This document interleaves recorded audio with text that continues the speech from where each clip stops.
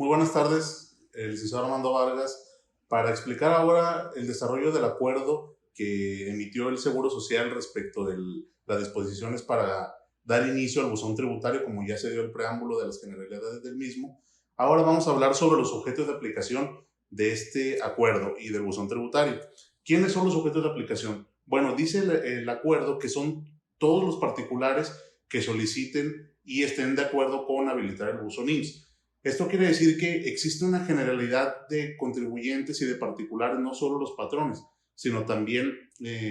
los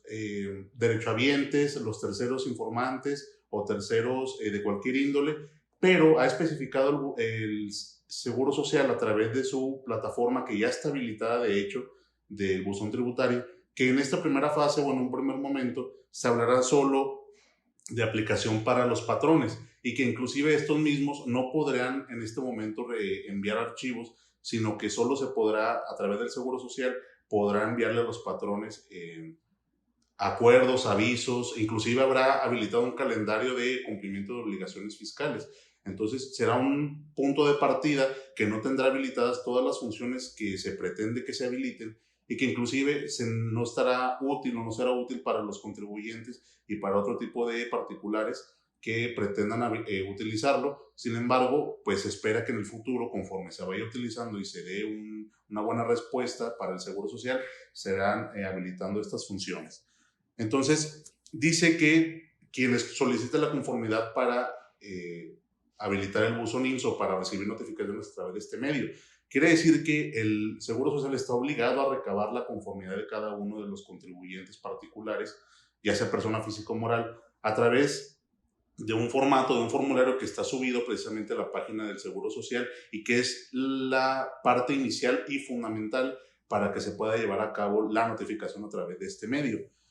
¿Cómo se realizarán las notificaciones y cómo se realizará el firmado de estos documentos, tanto de los particulares como de la autoridad? Será a través de la firma electrónica avanzada o FIEL, que es la expedida por el SAT. Pero bueno, ¿qué es la firma electrónica? La firma electrónica la conocemos como el conjunto de archivos digitales que es el SAT quien la emite como única autoridad facultada para tal efecto y que, bueno, tiene como función realizar trámites de forma remota, en este caso para el SAT y ahora en específico para el Seguro Social, que también será útil, y tiene el mismo valor que la firma autógrafa conforme al Código Fiscal y sus disposiciones que lo establecen, porque para habilitar o para tramitar y obtener la firma electrónica avanzada, el SAT requiere de información muy específica de los particulares, como lo es la identidad, que hablaremos más adelante de ello, que da no queda duda alguna de que se trata del particular quien está solicitando y que en todo caso le dará la utilización a esta firma electrónica.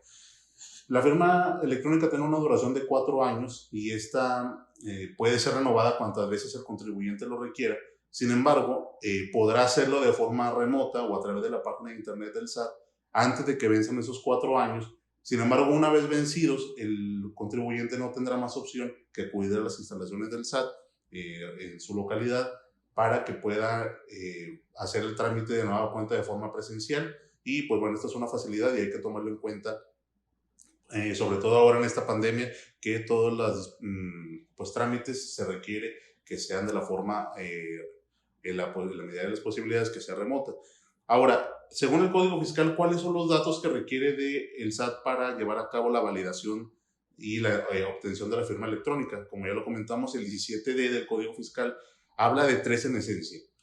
Habla de la identidad. La identidad es importante y nos parece que es la más relevante de todas y fundamental. ¿Por qué? Porque habla de los datos biométricos del contribuyente, es decir, es la huella dactilar de los contribuyentes, el registro de iris de los contribuyentes y hoy en día se usa inclusive el registro facial completo para dar una certeza absoluta de que se trata del contribuyente en sí y no de cualquier otra persona. Luego habla de 2 elementos que también resultan importantes, que son el domicilio. El domicilio fiscal sabemos que es aquel en donde el contribuyente tiene su principal asiento contable, donde se encuentra principalmente su contabilidad y la administración en general. Entonces, el contribuyente tiene que tener habilitado un espacio en específico para tal efecto y el SAT está facultado para poder revisar este domicilio y en caso de que encontrar inconsistencias de que no fuera el domicilio, de que fuera incorrecto los datos proporcionados porque no se pudiera encontrar o cualquier otra índole, inclusive este es motivo suficiente para que el SAT pueda desestimar la solicitud de obtención de firma electrónica avanzada y negarla de forma definitiva. Uno tercero, y es también de los más relevantes, es la situación fiscal del contribuyente. Es decir, para efectos de la firma electrónica, que es proporcionada por el SAT, requiere de que la situación fiscal se encuentre óptima. Y la situación fiscal implica muchas cosas como el pago oportuno y en tiempo y al corriente de los impuestos federales, como lo son IVA, ISR, IEPS, etc. Y aparte también, en caso de que el contribuyente, persona física o moral, tengan socios, accionistas, entonces también tiene que haber un registro completo y comprobable de que estos socios o accionistas se encuentran al corriente, se encuentran dados de alta ante el RFC y se encuentran dados de alta como socios o accionistas, dependiendo del caso de esta persona moral contribuyente que está solicitando la obtención de la firma electrónica avanzada. Entonces, como podemos ver, es una comprobación integral de parte de la autoridad porque requiere saber para qué uso se le va a dar esta firma electrónica y si es comprobable todo lo que el contribuyente manifiesta que tiene o dónde opera y que su situación fiscal efectivamente es la óptima a través de la revisión, como ya lo dije, del pago de impuestos, entre otros más. Entonces, retomándolo, si por alguna razón el SAT no pudiera validar alguno de estos datos, podrá negar definitivamente el otorgamiento de la firma electrónica avanzada. Ahora bien, podemos tomar las disposiciones del Código Fiscal, pero de forma complementaria tomamos lo que dice la regla misceláneas fiscal, en específico la de este año 2020, que en la regla 2.2.14 establece que el SAT inclusive puede requerir de mayor información o de documentación del contribuyente en caso de que la que haya obtenido a través de verificación o a través del propio contribuyente no sea suficiente para acreditar o validar que el contribuyente está al corriente del pago de sus impuestos y que se encuentra en óptimas condiciones. Entonces, para tal efecto, el SAT va a poder requerirle de información al contribuyente, como ya lo digo, y este contribuyente tendrá un plazo de 6 días para cumplir con este requerimiento. Pasados esos 6 días, sin la comparecencia del contribuyente o con la comparecencia, tendrá 10 días para resolver esta determinación. Cabe destacar que, bueno, todas las determinaciones que no sean favorables o que se estimen violatorias de derechos por parte de los contribuyentes y que sean emitidas por el SAT o por cualquier otra autoridad, tienen a su disposición los medios de defensa, que son muchos y son variados, pero que son necesarios conocerlos para que el contribuyente tenga un conocimiento pleno de todo lo que se debe de llevar a cabo en caso de estimar ilegal o inconstitucional una determinación. Luego bien, hay requisitos de validez para que la firma electrónica tenga efectos plenos y los establece el artículo 17G del Código Fiscal. Y en esencia estima siete elementos para requisitos de validez. La firma electrónica, como sabemos, se compone de 3 elementos, que es un certificado o un documento que tiene terminación .cer, otro que es una cadena de códigos alfanuméricos, que es la llave o la terminación .key, y finalmente la contraseña, que en su conjunto, como ya lo dije, establece no conforme la firma electrónica avanzada. Eso con lo referencia a la fracción primera del artículo 17G ya mencionado. El código de identificación único, ese también es un elemento necesario para validar el certificado. La mención de haberse emitido por el SAT, esto es importante porque el SAT es la única autoridad facultada para emitir certificado de firma electrónica. La ley contempla inclusive a otros autorizados o son una especie de delegados que, sin embargo, para poder emitir certificados de firmas electrónicas requieren de la autorización del SAT. Dice también el señalamiento del inicio de vigencia y del término de la misma. Esto es para una mayor seguridad para los contribuyentes, porque es necesario que sepan a partir de cuándo pueden utilizar esta firma electrónica y cuándo será el último día, pues para efecto de poder renovarla, como ya lo dije, de forma remota o en caso de que ese término fenezca, para hacerlo de forma presencial. Mencionar también la tecnología que será empleada para la obtención de la firma electrónica y finalmente la clave pública de la persona titular del certificado. Estos son los 7 elementos o requisitos que tiene que contener cada certificado para que sea válido. Ahora bien, una vez ya mencionado a qué se refieren estas disposiciones generales y los objetos de aplicación en específico, ahora vamos a hablar de las disposiciones generales de este acuerdo que crea el buzón tributario del IMSS, o buzón IMSS, que también se conoce para no generar controversia o confusión entre el buzón tributario, que tiene un aplicativo en la página del Seguro Social, que es el que se venía usando desde siempre, y la diferencia con buzón IMSS, que es ya esta herramienta de reciente creación y que, bueno, se hace esa especificación para evitar confusiones. Ok, entonces la primera de las disposiciones es los particulares podrán optar por realizar actuaciones ante el Seguro Social. Quiere decir que sigue refrendando este mismo acuerdo la opción que tienen en este primer momento los particulares, que son los patrones, para poder habilitar este buzón tributario. Esto es importante y es necesario dejar en claro que es optativa la habilitación de este buzón del IMSS, porque puede crearse la controversia o el pánico de pensar que ya todos los elementos que tanto uno tenga que enviar hacia el Seguro Social como los que nos envíen de parte del seguro van a tener que ser forzosamente electrónicos, y no es el caso por el momento, pero es muy seguro que esto se vuelva obligatorio a partir del año que entra o inclusive antes, solo que pues depende de las reformas que se hagan a la ley del Seguro Social en específico y de otras aplicativas para que esto tenga fuerza vinculante u obligatoria para los contribuyentes. Continúa diciendo el acuerdo en su fracción primera o en su disposición primera que, como ya lo dijimos, será a través del uso de la firma electrónica avanzada, que deberá contar con un certificado digital vigente. Como ya lo mencionamos, este es uno de los requisitos o de los elementos que constituye la firma electrónica emitida por el SAT y que será aplicable ahora en el buzón IMSS. La segunda de las disposiciones generales es que las actuaciones electrónicas que se lleven o que se efectúen a través del buzón IMSS deberán ser firmadas, refrenda una vez más, a través de la e-firma o firma electrónica avanzada, que de hecho se conoce hoy en día como e-firma. También, o fiel, se conocía antes fiel y ahora e-firma. Es necesario también saber la diferencia para evitar confusiones, siempre y cuando tomando en cuenta que es la misma firma electrónica avanzada que genera el SAT. Dice aquí, esto es importante porque dice que será de la exclusiva responsabilidad de quien es titular de esta firma electrónica el resguardo y la confidencialidad de sus datos. ¿Y por qué dice esto la segunda disposición general del acuerdo? Esto lo toma como fundamento o de acuerdo con el artículo 8º, fracción segunda, de la ley de la firma electrónica avanzada, que esta es una disposición o una ley federal y que regula todos los elementos que tienen que ver con la firma electrónica, porque no solo el SAT emite firmas electrónicas avanzadas en materia de contribuciones, sino que existen para otros muchos elementos, como lo puede ser la firma electrónica que emite el Poder Judicial a nivel federal para realizar diligencias, actuaciones,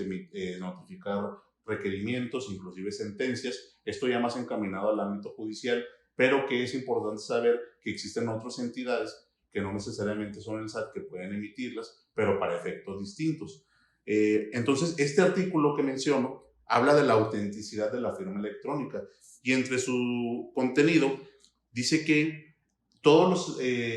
los actos que se realicen al amparo de esta firma electrónica avanzada les será atribuible las consecuencias jurídicas aplicables a la persona que sea titular de ella. ¿Por qué se dice esto? Porque la firma electrónica avanzada es un conjunto de documentos que regularmente se tienen en una memoria USB o en un disco duro, por decir algunos ejemplos,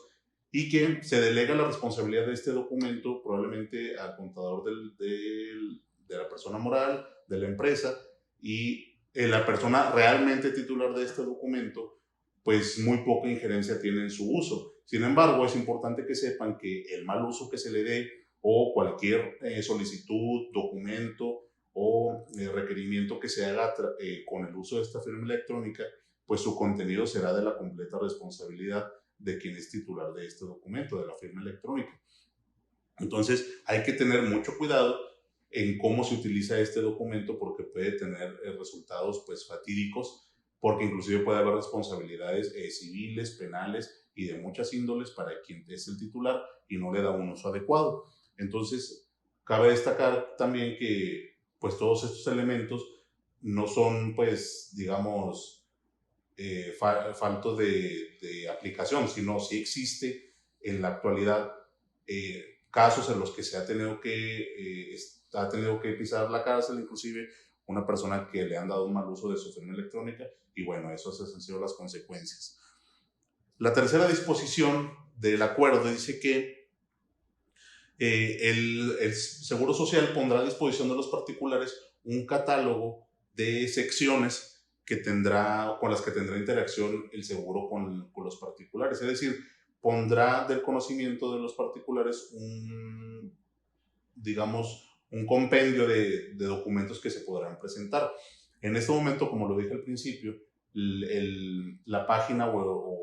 el buzón IMSS no tiene la capacidad de recibir documentos, pero sí puede emitirle documentos a los contribuyentes. Entonces, esta sección o estas secciones todavía no están habilitadas en el buzón IMSS, pero se espera que se haga a la brevedad posible, porque inclusive ahorita todas se encuentran en una fase de preparación, es decir, en este momento todas están recabando las conformidades de los contribuyentes de poder ser notificados a través de este medio. Por lo pronto, llegará una fase ya de aplicación, ahora sí, completa, absoluta, y ahí es donde entrarán estas disposiciones y tendrán plena aplicabilidad. Dice la cuarta, la disposición general número 4 del acuerdo, que en el buzón IMSS los particulares podrán realizar todo tipo de promociones, solicitudes, avisos y demás información que pueda presentarse. Asimismo, se detallarán por parte del seguro cuáles van a ser los pasos y el seguimiento que se le tendrá que dar para realizar estas promociones. Es decir, el seguro dice, yo te voy a llevar de la mano dentro del buzón tributario para que tú sepas exactamente qué obligación tienes, cómo puedes presentarla y de qué manera tienes que firmar este documento. Entonces, es un resguardo que ofrece el IMSS y lo ofrece como ventaja del uso del buzón tributario para que los contribuyentes sepan exactamente cómo tienen que operarlo y que se den cuenta que inclusive es más fácil realizarlo por este medio que hacerlo de manera física, porque irlo a presentar y tener que lidiar pues un poco la burocracia que se puede dar en esta y en cualquier otra instancia puede generar pues tiempos más largos de respuesta, a lo mejor una capacidad más holgada o más desahogada para pues ver el documento electrónicamente, porque pues llega que puede generarse un bonche de documentos físicos en las oficinas de las autoridades y esto puede generar una lentitud para las respuestas. Entonces, con esta disposición dice, yo te respaldo para darte un trámite completo, seguro y un seguimiento íntegro para realizar cualquier trámite dentro del buzón IMSS. Luego bien, continuando con de las fracciones que establece este acuerdo por el que se crea el buzón IMSS, ahora vamos a hablar del uso propiamente del buzón. La disposición primera de este apartado dice que los particulares, como ya lo hemos mencionado muchas veces, se registrará en la página del Seguro Social yendo al botón de buzón IMSS, que como lo comento ya se encuentra habilitado, solo que en este momento solo está en su fase de preparación. ¿Qué hará el contribuyente? Bueno, va a registrar ante la autoridad, ante el Seguro Social, va a registrar un medio de contacto, como lo van a hacer correo electrónico y teléfono celular. Van a ser hasta 5 de cada uno, hasta 5 correos electrónicos y hasta 5 números de teléfono móvil. Para tal efecto, el contribuyente va a recibir un acuse de recibo de que ya se inició el trámite para llevar a cabo el registro de los medios de contacto. Esto, como ustedes sabrán, tiene pues mucha similitud con el procedimiento que se hace para habilitar el buzón tributario del SAT.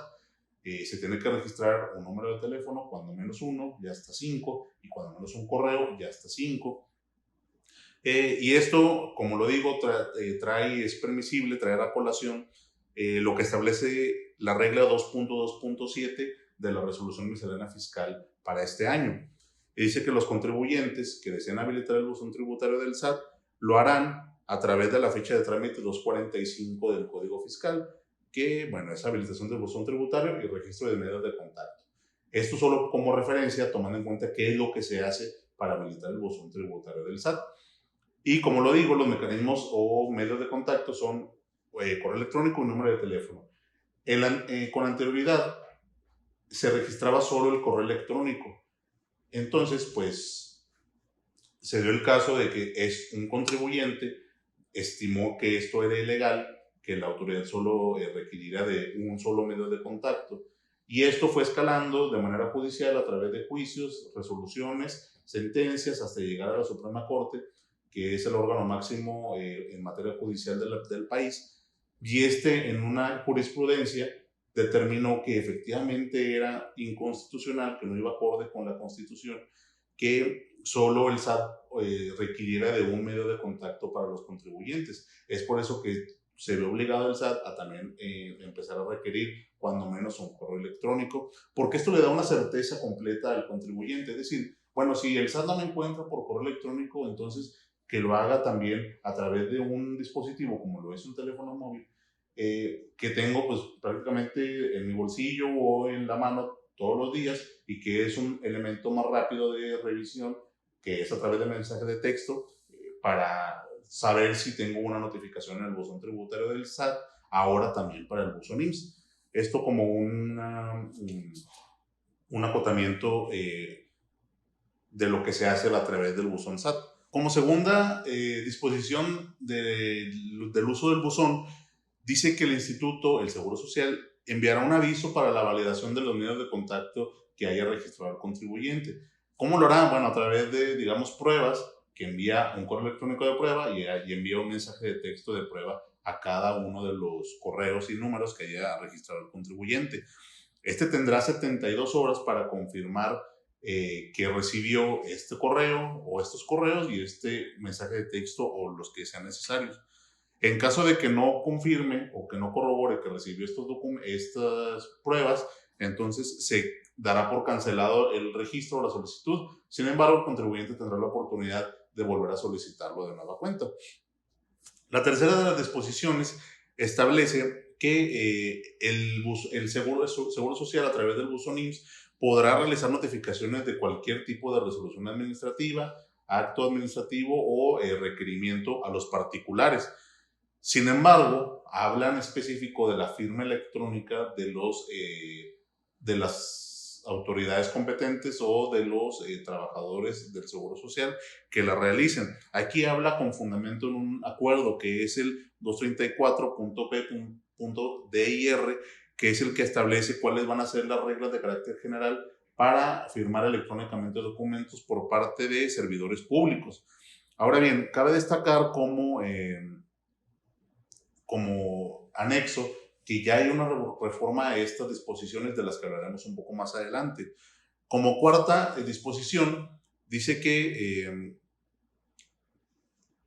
confirman lo que ya comentamos hace un momento, de que obligatoriamente todos los documentos que transmita el Seguro Social hacia los particulares requerirán obligatoriamente haber tenido la firma electrónica de cada una de las autoridades o de los servidores públicos que los hayan emitido. Ahora bien, como ya lo comenté, ¿cómo se regula la firma electrónica de los servidores públicos? Bueno, cabe destacar en un primer momento como preámbulo que todo acto de autoridad requiere de ciertos elementos para su validez. Esto lo establece el artículo 38 del Código Fiscal. En específico, la fracción quinta habla de que todo acto de autoridad debe de ostentar la firma electrónica del funcionario que lo emitió,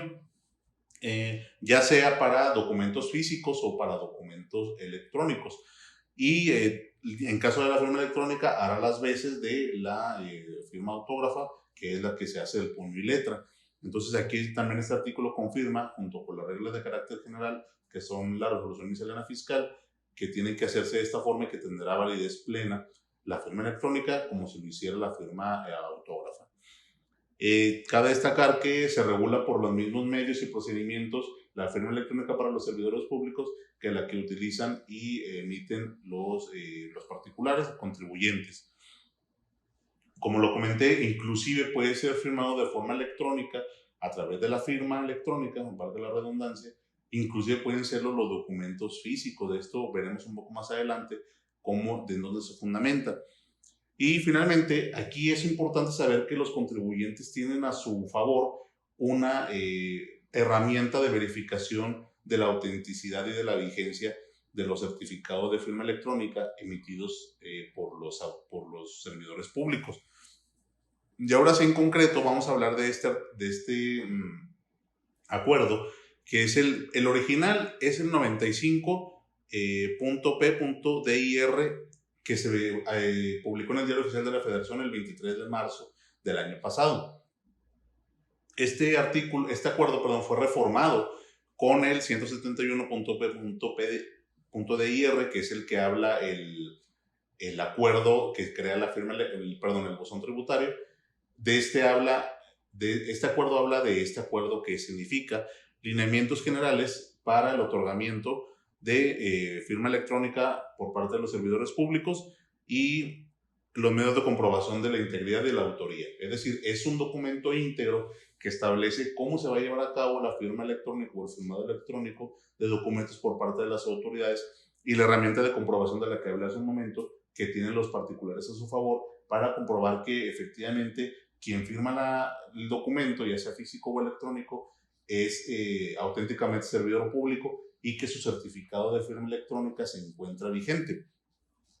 Entre los puntos relevantes que se tienen que tomar en cuenta de este acuerdo de firma electrónica de parte de los servidores son en esencia 3 reformas que se hicieron desde el acuerdo del 2019 hasta el acuerdo que se emitió este año, que cabe destacar y omití decirlo, el 171.p.dir se publicó en el Diario Oficial de la Federación recientemente, el 9 de julio de este año. Entonces, entre el primero, que fue el del 23 de marzo del año pasado, y este de 9 de julio, ha habido una serie de reformas de las que procedemos a hablar.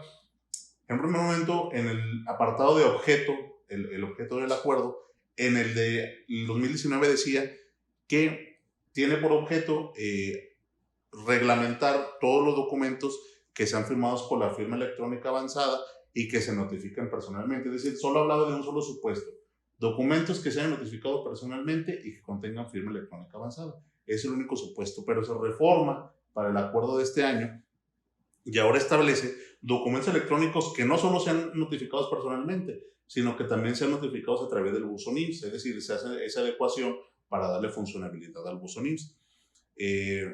Obviamente, el que sea notificado por buzón será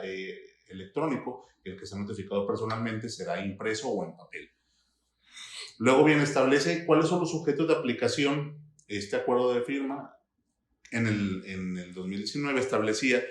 que el sujeto va a ser el destinatario al que se le haya emitido un documento impreso firmado electrónicamente. Esa era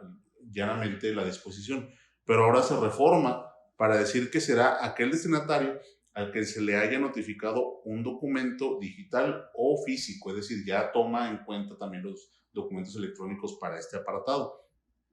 Y finalmente, la disposición más importante es la verificación de la autenticidad y la autoría de la firma electrónica.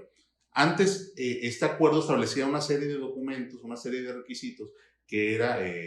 ingresar a la página del Seguro Social, ir a patronazgo a empresas, ir a cumplimiento de obligaciones fiscales y una serie de documentos. Y ahora, como todavía no se habilita de forma plena el buzón tributario, este acuerdo mediante reforma de 2020 solo reformó, dijo ya este procedimiento ya no es aplicable, y ahora le dijo ir al buzón IMSS en la página del Seguro Social y ahí seguir el procedimiento. Es decir, ya será más práctico y más fácil acceder a estas herramientas. Y pues, ¿para qué le sirve al contribuyente saber cuál es el certificado del servidor público, si efectivamente se encuentra vigente y si efectivamente esta persona que supuestamente firma como servidor público del Seguro Social, si tiene esta calidad? Entonces, hay unos elementos que debe de tener esta información que se remite. Y hay 2 formas. Inclusive, no hablé ahorita de la reforma, el paquete de reformas, no hablé del código QR porque no se reformó, se mantuvo igual el año pasado. El código QR es un código llamado QR, por siglas en inglés, Quick Response o respuesta rápida, y es un cuadro que ya conocemos que se le puede escanear con una aplicación en específico y llevará o direccionará hacia una página de internet en específico. Entonces, en este caso, todos los documentos físicos y electrónicos en la actualidad que son firmados con la firma electrónica de un servidor público traen ya este recuadro que, si se escanea con el teléfono, dirigirá a una pantalla. Esta verificación se puede hacer a través del código QR o a través de la página del Seguro Social. Es decir, ambos procedimientos van a llevar a la misma página, y en esa página hay información mínima que debe contener y que debe de ser expedida por el Seguro Social. Y son 2 elementos nada más. La clave RFC del destinatario, es decir, de la persona a la que se le está notificando, debe de venir plasmado su RFC. Y aparte, el nombre o denominación o razón social de la persona moral o física a la que va dirigido el documento firmado electrónicamente. Aquí hay una controversia que se ha generado porque inclusive en los documentos del SAT, para validar esta información, ya sea a través de código QR o a través de la página del SAT, que o se acaba de destacar, por más obvio que esto sea, que los mismos elementos de comprobación serán para el buzón IMSS, que son los mismos que se usan para el buzón SAT. Entonces, para el buzón SAT, estos medios de comprobación, que son código QR y página de internet, inclusive cuando se dirige ya a la página donde vienen los elementos, tiene uno más, aparte del RFC y del nombre del contribuyente, también incluye propiamente el documento original con la firma electrónica o sello digital. Es decir, este es un documento que no se establece que contenga la validación o comprobación del Seguro Social, pero que sí se contempla para los acuerdos o resoluciones emitidos por el SAT. Entonces, pues, sin prejuzgar, será, yo creo que muy seguramente, una cuestión que se tenga que ventilar en un litigio judicial, porque pues sí contiene un elemento o exige el SAT un elemento más que el Seguro Social no está contemplando, entonces puede haber ahí una controversia. Luego bien, la disposición quinta habla del uso horario que se va a utilizar. Dice que el buzón IMSS se va a regir por el uso horario que se rige o que se encuentra establecido en la zona centro del país. Y conforme a la ley del sistema de horario de los Estados Unidos mexicanos y de un acuerdo más, es decir, está diciendo todas las disposiciones o todos los acuerdos o actuaciones que se van a llevar a cabo en el buzón IMSS serán con el uso horario del país. Como referencia y como dato adicional, el país cuenta con 4 usos horarios, que son el centro, el central, que abarca la mayoría de los estados del país, el de la zona sureste, que es el del estado de Quintana Roo, y zona pacífico, que son pues los estados de Chihuahua, Sinaloa, Nayarit e inclusive Sonora. Y ya para un cuarto uso horario es el de la zona noreste, que aplica exclusivamente para Baja California. Entonces puede haber ahí una diferencia respecto de la zona central de 1 hora más, 1 hora menos y hasta 2 horas menos. Entonces es importante saber en qué estado del país nos ubicamos para saber si aplica la zona central o hay que ajustar nuestro horario para que se aplique la zona central o el uso horario central del país. Ok, como disposición sexta de las disposiciones del uso del buzón IMSS que están contenidas en este acuerdo por el que se crea,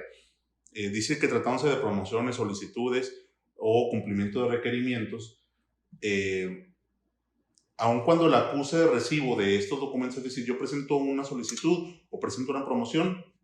me va a ser recibido a cambio por parte del seguro un acuse. Este acuse va a decir que se presentó en cierta fecha o en cierta hora que va a corresponder a la zona central del país. Dice que a pesar de que el acuse manifieste esto, de todos modos, para efectos legales, se va a utilizar la zona horaria del domicilio fiscal del contribuyente. Es importante que se tenga muy consciente esto, porque por más que yo me encuentre, no sé, por decir una cosa, en Nayarit, pero mi domicilio fiscal está en la Ciudad de México, entonces yo tengo que ajustarme a la zona central, en la zona de la Ciudad de México. Más allá de que yo me encuentre en otra ciudad, pues bueno, me están notificando de forma electrónica, de forma remota, y no importa dónde me encuentre yo, sino dónde está mi domicilio fiscal. Es importante saber esto porque a veces, pues, contribuyentes que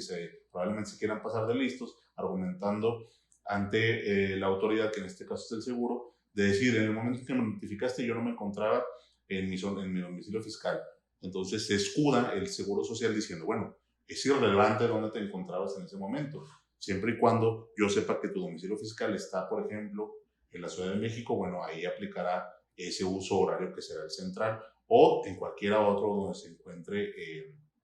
el domicilio fiscal del contribuyente. Entonces es necesario tenerlo en cuenta. No tomar en cuenta, como lo dice aquí, la hora que diga el acuse de recibo, sino el horario que me aplica dependiendo del estado donde me encuentro para los efectos legales correspondientes.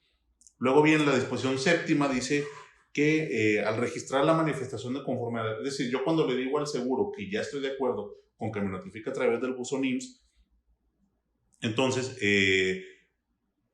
y en caso de que haya una controversia con los medios de contacto registrados, el patrón tendrá la facultad o el derecho de poder solicitarle al seguro que se aclaren estos mecanismos de contacto o medios de contacto, porque a lo mejor lo quiero cambiar porque ya no trabaja conmigo la contadora con la que registré el número o el correo electrónico, o ya no trabaja, ya no es representante legal la persona que en ese momento lo era. Entonces, los cambios que se puedan hacer se puede modificar a través de una aclaración que se presente ante el Seguro Social. Y bueno,